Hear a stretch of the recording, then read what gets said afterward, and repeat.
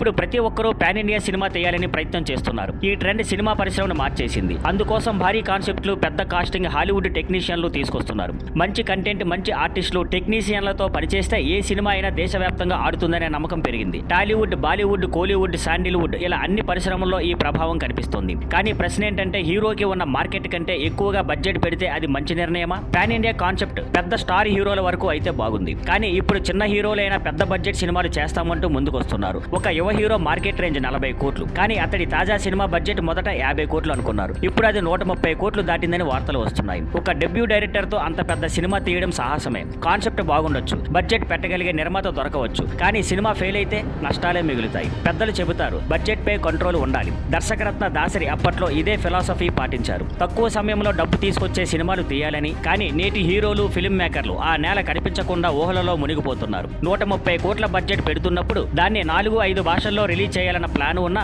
ముందుగా షూటింగ్ పూర్తి చేయాలి కదా. అంత ఖర్చు పెట్టి సినిమా పూర్తి కాకపోతే ఇక డబ్బు పెట్టిన వారి పరిస్థితి ఊహించాల్సిందే. మొత్తంగా చెప్పాలంటే పాన్ ఇండియా కల నిజం కావాలంటే కంటెంట్తో పాటు బడ్జెట్ పై కూడా కంట్రోల్ అవసరం. Thank you for watching.